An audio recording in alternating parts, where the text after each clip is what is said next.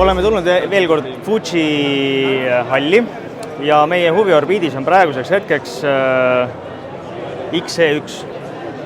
See on siis ka jällegist hiljuti tutvustatud ja välja hüütud hübriidkaamera vahetatavate objektiividega.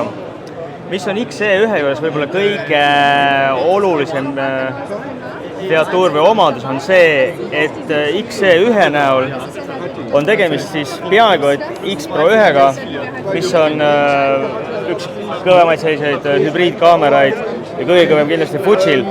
Ainukeseks erinevuseks või mõneks paariks erinevuseks on siia lisatud, eks ole, meile välklamp, tavakasutajale võib-olla mugavam. Ära on võetud optiline pildiotsija ja meile näidati ka seda, et see pildiotsija, mis siin on, ta on küll elektrooniline, kusjuures rohkem piksleid kui on X Pro 1-l ja seda saab reguleerida, silma järgi paika panna.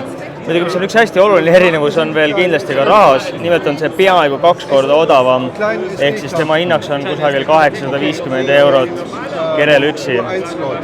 Kätte istuta mõnusalt, kontrollid on kõik olemas, ta on olemas täis manuaalne kontrollimine, juhtimine, kere peal on kompensatsiooniratas siin meil, ISO saame muuta, selline nagu Fuji on üldiselt juba tõestanud, neile meeldib retrovälimus ja kaamerate retroeditusega kontrollmehhanismid on selles hästi retrolikud.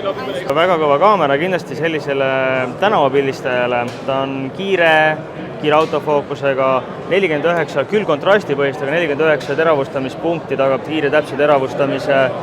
Ta on kiiresti valmis pildistama ja ütleme, see objektiivide rivi, näiteks kas või Leica näol või ka Fuji enda objektiivide näol on väga muljetavaldav ja kindlasti annab igale pildistajale oma käekirja lisamise võimaluse.